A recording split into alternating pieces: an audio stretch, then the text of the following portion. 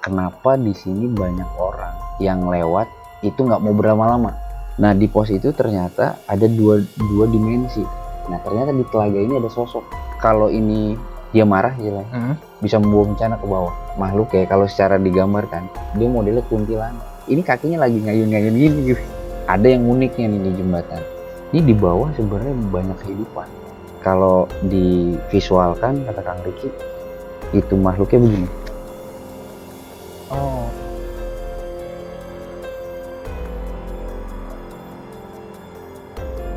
Ini dia sosok macan dan nenek-nenek itu. Menurut Kang Riki di pos ini itu ini ada beberapa sosok dan kebanyakan itu cewek anak. Ada yang ini sosok merah, nah ini jahil.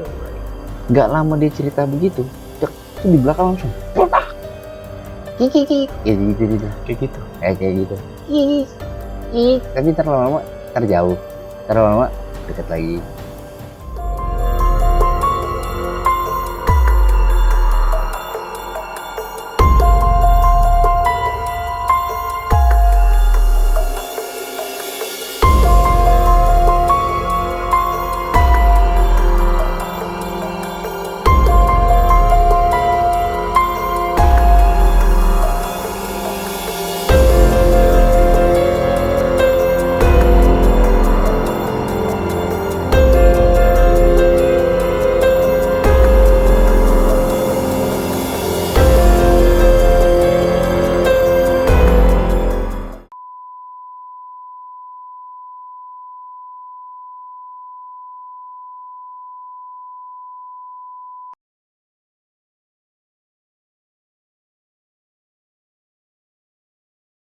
Nah, mungkin ini ada kaitannya nih Bang, sama apa yang dialamin temen gua dan gua juga. Yang kebetulan pada saat itu gua turun lewat jalur Cibodas.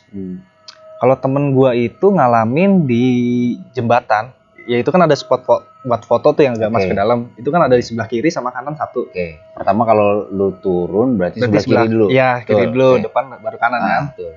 Posisi temen gue lewat situ emang udah gelap sih, tapi gue kurang tahu jamnya jam berapa. Itu udah gelap, dia tuh ngelewatin sampai 4 kali gituan Bang. 4 kali yang... Oh dia ngerasa udah 4 kali. Iya, padahal perasaan dia kan ini gak sebanyak ini nih. Gue lupa sih berapa, 4 kayaknya sih, 4 atau berapa gitu ya gue inget. Yang jelas sebenarnya itu kan kiri satu kanan satu kan. Dia merasakan banyak ke situ. Nah, ini mungkin ada kaitannya sama yang lu cerita kan.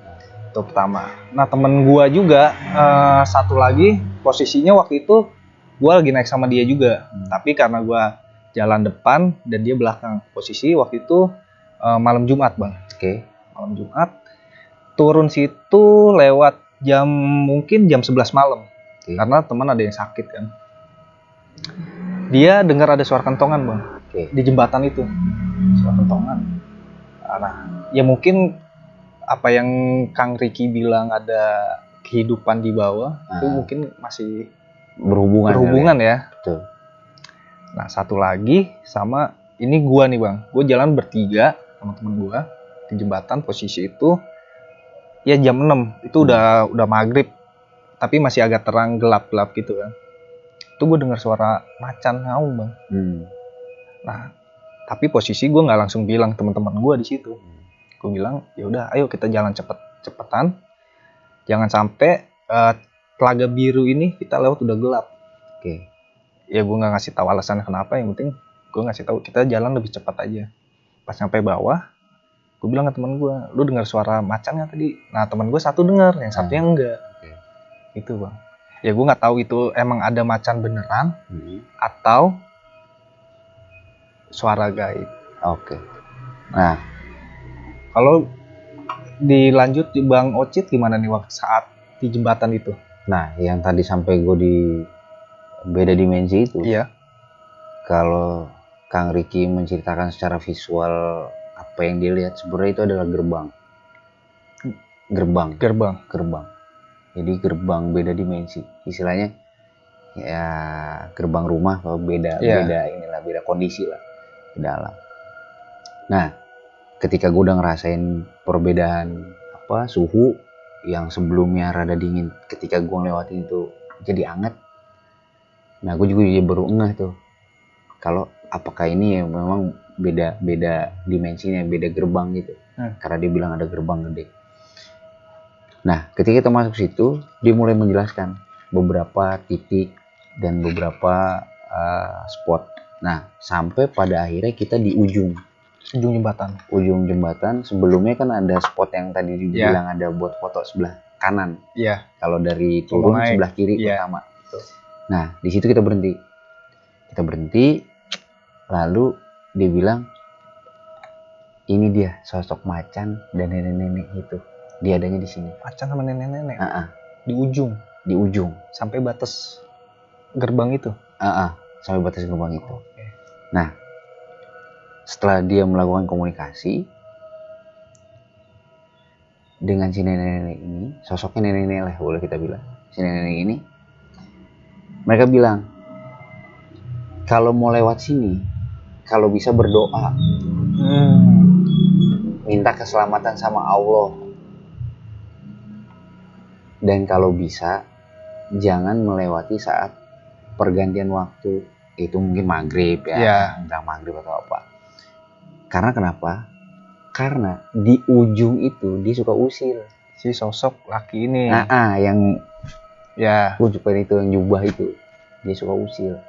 Nah, si nenek ini ternyata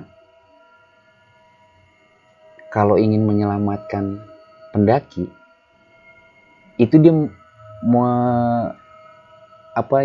merasuki si pendaki. Jadi dia masuk, dibikin kesurupan biar terselamat, biar nggak dilindungin semuanya di ujung sebenarnya. Nah, makanya gue inline tuh kan namanya tadi awal gue cerita, gue ditontonin video yang ada orang pendaki yang kesurupan sampai ke bawah. Sebenarnya itu pengen diselamatin sama si nenek, biar tidak diganggu sama yang di ujung, karena mereka tahu yang di ujung ini mau ngejailin dia, yang sensitif mungkin ya. Jadi akhirnya dirasukin sampai di bawah. Nah, sampai di bawah ya dia balik lagi. Nah, terus kenapa ada sosok macan? Atau pernah denger? Sebenarnya dia pengen lu tuh nggak lewat dulu, ditahan dulu sama dia, lu jangan lewat situ. Ya emang pada saat itu gua sekitar jam 6 sih bang. Jam 6. Itu jam 6 gue lewat ya pergantian kan. Makanya gue ragu juga di situ. Gue pengen berhenti dulu di pos Pancayangan. Biar gelap sekalian. Maksudnya biar nggak jam 6 itu pas maghrib gue ngelintas tuh, karena katanya juga kan pas di depan Telaga Biru itu hati-hati di situ kalau maghrib sering ada yang manggil. Jangan sampai kalau ada yang manggil pada nengok. Kalau nengok 3 kali ada yang manggil itu bisa nampakin. Makanya gue ragu juga di situ. Gue mau lanjutin jalan atau enggak, tapi pada saat itu karena posisi udah kelelahan juga, ya udahlah kita lanjut aja deh. Gitu. Ya makanya sampai gue didengerin suara aungan macan. Ya mungkin bisa jadi sosok yang sama nenek-nenek itu macan ya. Jadi gue baru dapat cerita utuhnya tuh, kenapa si sosok macan ini sering didengar, sering nampakin pendaki yang mau turun. Biasanya sih yang mau turun, yang mau ke arah si sosok yang jahil itu di ujung. Kenapa? Karena mereka sebenarnya pengen nahan lu atau pendaki yang lewat, karena mereka tahu di ujung itu mau usil. Nah, jadi rangkaian itu gue baru dapet. Oh, ternyata inline nih. Ada video yang gue lihat buat pendaki kesurupan, ternyata jawabannya itu ada di ujung. Gitu. Nah, sampai di situ ya pesan-pesannya ya gitulah. Lu kalau lewat situ berdoa, lu jangan takabur, jangan sombong, jangan ngomong sembarangan. Gitu. Ada juga sih pesan-pesan kayak gitu. Tapi yang pada intinya kalau bisa sih saat lu mau naik ataupun lu mau turun, intinya mereka bilang lu minta doa kepada yang Maha Kuasa. Gitu ya. Kita harus berdoa sih ya. Iya. Berdoa sama kok jangan buang sampah di gunung. Jangan ngotorin lah. Namanya juga kita tamu kan. Iya. Etikanya begitu. Bawa sampah turun bang ya. Nah, tadi kan udah di Telaga Biru. jembatan. Oke. Nah, selanjutnya ini tim Roll Image penelusuran kemana lagi nih Bang? Spot mana lagi yang jadi titik penelusuran? Oke. Penelusuran kita selanjutnya itu ke arah pos Pancayangan. Pos 1. Pos 1 ya, disebut ya pos 1. Pos 1 Pancayangan. Nah, apa yang menarik di situ sebenarnya berdasarkan cerita teman-teman dari Urban. Jadi mereka dulu ada cerita nih, mereka naik dari Putri itu, lalu memutuskan turun ke Cibodas. Nah, di saat mereka setelah lewatin Kandang Batu lalu ke Pancayangan, itu kan jalannya treknya turun tuh. Bener kan? Turun. Nah, di saat turun itu mereka posisi mulai mau maghrib lah. Mulai mau maghrib. Nah, di saat mau turun itu ada salah satu, mereka kalau nggak salah ber-8 atau 9 gitu. Salah satu temennya itu ada yang terkilir lah kakinya. Jadi mereka rest dulu di sebelum Pancayangan. Nah, di saat yang sama itu berbarengan mau maghrib ceritanya. Nah, akhirnya mereka istirahat dong. Istirahat, cuma posisinya menghalangi jalan nih. Gitu. Di trek ya, di jalur. Trek jalur. Nah, akhirnya mereka memutuskan, oke deh, gue duluan balik ke bawah. Ada 3 orang. Nah, 3 orang balik duluan ke bawah.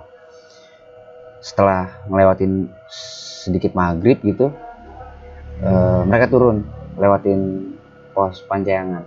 Nah, lewatin pos Pancayangan, mereka jalan bertiga tuh, yang pertama, rombongan pertama, mereka jalan. Kalau mereka secara hitungan waktu paling cuma nggak sampai sejam lah ke bawah itu kan. Tapi ini kalau mereka lama jalan yang 3 orang awal ini. Sampai akhirnya mereka berhenti dulu tuh di antara setelah Telaga Biru. Mereka berhenti dan harusnya mereka berpikir nih sebenarnya kita harusnya udah nyampe gitu kan. Tapi nggak nyampe. Nah, mereka kan mikir, wah temen ada di belakang nih gitu.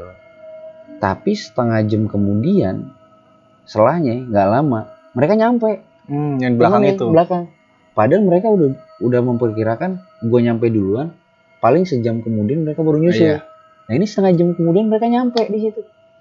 Nah, terus sisa waktu yang sebelumnya gue kemana nih? Nah, ternyata mereka udah muter-muter di situ aja, Cing. Jembatan itu. Ya, antara setelah jembatan itu ya. Telaga. Jadi mereka mau muter-muter di situ aja.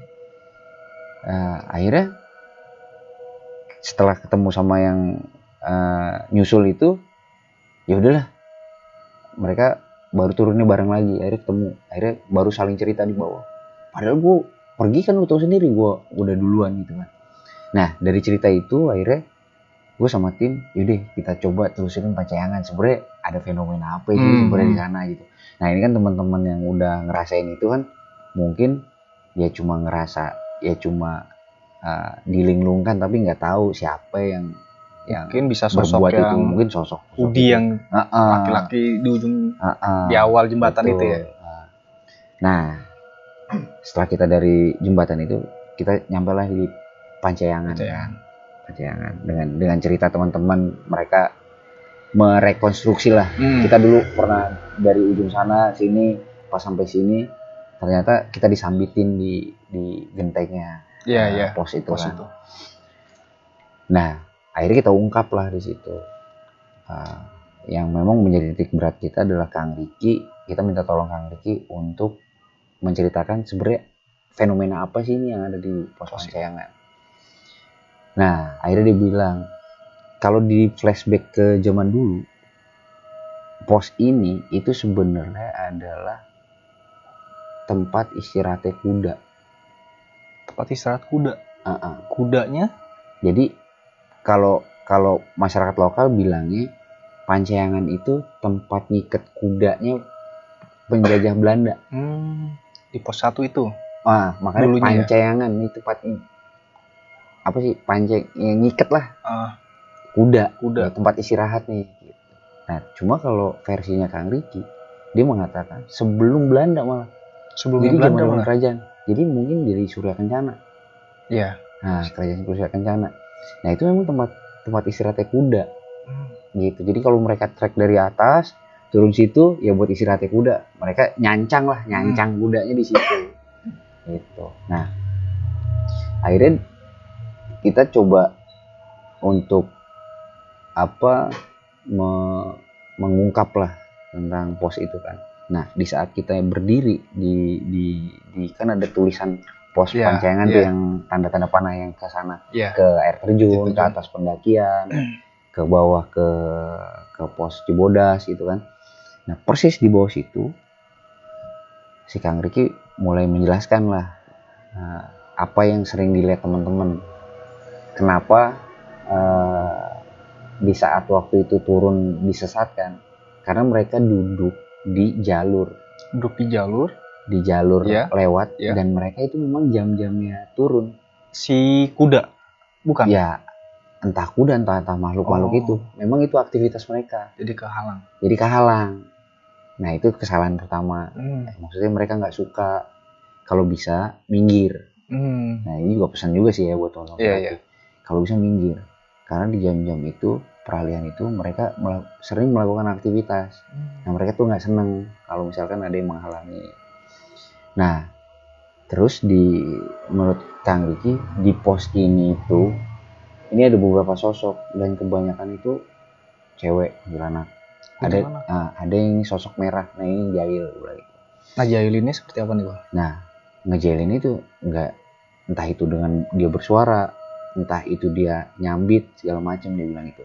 Nah, disambutlah nih sama temen yang cewek, anak Urban Acres. Dia bercerita, pernah Kang kita waktu ngecamp di sini tiba-tiba ada tuh yang nyambit, tutuk.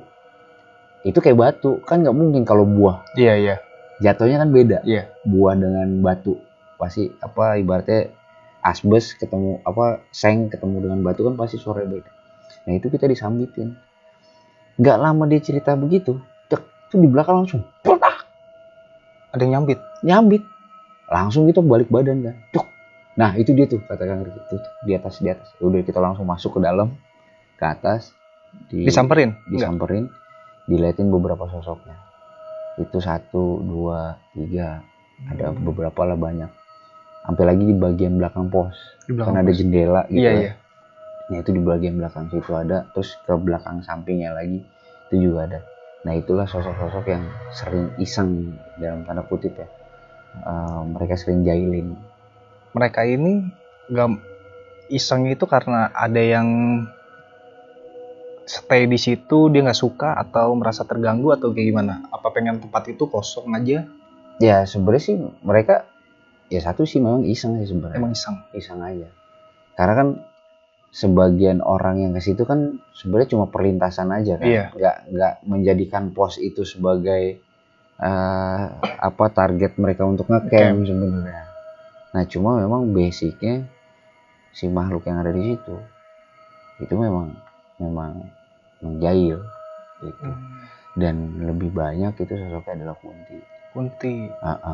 Ada yang sosoknya merah ya, menurut pandangan sosoknya merah. Dan memang di saat itu saat gua sama kameramen ke dalam gitu untuk ambil stock shot, ya emang berasa juga auranya gitu. Auranya berasa juga. Ibaratnya ya gimana sih, kayak ada tekanan gimana gitu, kayak ada yang kayak ada yang ngek gitu. Oh yaudah, gua ambil gambar segala macem. Ya suara itu tetap ada tuh sambutan tuh, kotak masih tetap ada aja. Ada kotak. Ya udahlah, gua sama kameramen udah cabut lagi, kita keluar lagi. Gua ambil gambar lagi. Jadi ya fenomena di Pancengan yang gue dapet yaitu satu, ada versi kenapa kita nggak boleh ngalangin jalan, terus kenapa orang jadi tersesat, terus di situ makhluknya jahil ya. Nah, itu kayak gitu yang kita temuin gitu. Terus selain dilemparin batu waktu itu sempat ada ketawain atau apa gitu nggak, Bang? Kalau suara-suara itu ada, tapi ada aja. Ada. Maksudnya ya kayak apa ya, kayak suara burung atau apa ya, kiki kayak gitu kayak gitu kiki, tapi terlalu lama terjauh, terlalu lama dekat lagi. Nah, selain dilemparin batu tuh bang, di benteng pos 1 Pancayangan, lu ngalamin hal lain gak bang? Ya kayak diketawain, ditampakin di pos itu. Kalau ditampakin sih alhamdulillah sih enggak. Tim kemarin gak ada yang ditampakin? Nggak ada yang tampakin, nggak ada. Tapi kalau secara gangguan secara real gitu ya, misalnya disambit terus sambil ditawain, ya ada lah. Seperti ketawain juga ya? Ada. Terus ya selebihnya sih ya lancar-lancar aja, maksudnya dalam perjalanan nggak ada hambatan gitu. Alhamdulillah ya dilancarin aja gitu. Cuma kalau fenomena yang tadi bilang gangguan, ya paling ya kayak gitulah, sambit, diketawain. Ya berarti pengalaman si teman-teman urban hikers yang sempat linglungin yang jalan lama itu gara-gara menghambat jalannya makhluk itu ya. Iya. Nah, gue sempat pernah ketemu juga bang sama pendaki pas turun dari puncak lewat Cibodas, itu di antara pos Pancayangan, ya sebelum pos Pancayangan sih. Dia ini cerita waktu itu ada nenek-nenek bawa sapi bang. Oke. Sapinya tuh ada kalung yang bunyi kuntung gitu. Jalan. Nah, nenek ini emang sosoknya pakaiannya tuh desa banget bang. Dan itu di bulan Maulid. Oke. Nah, ya mungkin ya kehidupan di bawah rawa itu ya mungkin bisa ada sangkut pautnya situ ya kali ya. Karena memang kalau dari trek gitu, alur yang menurut penuturan dari Kang Riki ya memang itu jalur mereka ya. Dan di perkampungan sendiri kan memang ada kehidupan di bawah situ. Ya mungkin bisa jadi ya, mungkin ada yang lainnya juga ke arah atas. Iya. Nah, kalau di Gunung Jawa Tengah tuh bang, kayak di Merapi, Merbabu, Lau, di Slamet, itu ada pasar setan bang. Oke. Nah, mungkin di bawah jembatan itu beda ya, bukan pasar setan berarti ya kayak kehidupan. Iya, kayak kehidupan kampung sih. Kampung ya. Kampung, jadi ya banyak kehidupannya, banyak aktivitas gitu. Mungkin ya kalau kehidupan kita mungkin kayak orang-orang, tapi ini ya mungkin bangsanya mereka gitu. Ya kalau di Jawa Tengah berarti pasar setan. Ya. Kalau di Gunung Gede ini versinya ya kehidupan warga lah misalkan itu. Oke, ya berarti ya intinya dari semua cerita dari Telaga Biru, jembatan sama pos Pancayangan, ya mungkin pesan dari si penunggu tempat ini jangan buang sampah sembarangan, mungkin itu juga ya. Ya mungkin sih kalau secara garis besar sebenarnya kehidupan mereka dengan kita kan gak jauh beda ya. Artinya ada attitude yang harus dijaga lah istilahnya. Ketika kita main ke kampung orang mungkin juga kan kita harus permisi lah. Iya. Jaga sopan santun lah, jaga tata krama. Ucapan mungkin ya nggak jauh beda sih kalau kita mau ambil benang merahnya gitu istilahnya. Nah kemarin juga kan sempet sebenarnya gue mau naik tuh ke atas lagi kayak ke air panas ke kandang badak, cuma gue ngeliat situasinya kalau udah jam 12 ke atas sudah berkabut, terus turun hujan, kayaknya nggak terlalu safe juga buat tim gitu. Karena kan kemarin gue perjalanan ke sana itu sama tim memang di saat baru-baru dibuka pendakian itu ya? Setelah COVID gitu kan, maksudnya selama pandemi ditutup, lalu pas dibuka ya gue baru naik gitu. Mungkin kalau sampai kemarin naik sampai atas mungkin itu banyak cerita lagi tuh ya. Jadi mungkin lebih menarik lagi ya ke atas. Apalagi di camp Kandang Batu tuh kan, itu Kandang Badak. Sebenarnya ya jalur dari Cibodas ini kan banyak mitos dan legenda yang di teman-teman mendaki itu menjadi sebuah kepercayaan gitulah istilahnya, jadi sebuah cerita lah gitu. Ya mungkin ada juga begini kalau gua lihat, karena misalkan gua mau naik ke Gede, terus ada temen yang udah pernah naik ke Gede dan dia pernah dapat cerita dari orang yang pernah naik ke Gede lagi dan disampaikan ke gua. Nah terkadang gua kan jadi tersuges. Oh ada cerita gini, cerita gitu. Akhirnya pas ketika gua naik, padahal itu hanya cerita yang pernah didapat gitu. Tapi pas gua sampai jembatan, terkadang kan jadi tersuges kan. Wah di sini nih yang diceritain sama teman gua nih. Nah akhirnya berkembang lah mitos-mitos itu turun temurun menyebar kemana gitu. Nah itulah sebenarnya menjadi dasar gue dan tim kemarin ingin mengupas cerita yang udah banyak dirasakan banyak orang. Oke, gitu. Langsung ke lokasi ya. Langsung ke lokasi aja lah. Kayaknya baru channelnya Bang Ocit aja yang benar-benar langsung nelusurin ke lokasinya gunung. Sebenarnya sih pengen lagi sih ke Salak. Menarik pasti tuh Bang. Gitu. Ada Kawah Ratu.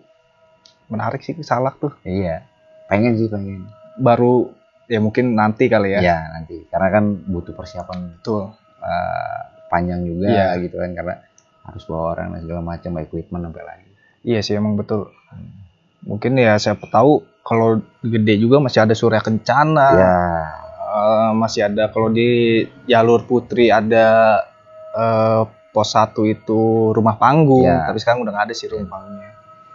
Terus sama ya di Kandang Batu itu masih ya sebagai ini juga sih mitos juga ya di tempat itu. Betul. Di Surya Kencana ya di Surken itu kalau orang yang bisa ngeliat katanya itu istana Bang. Iya. Kandang Batu di Surya Kencana itu. Iya. Ya itu. Ya kurang lebih begitulah. Seru Bang ceritanya.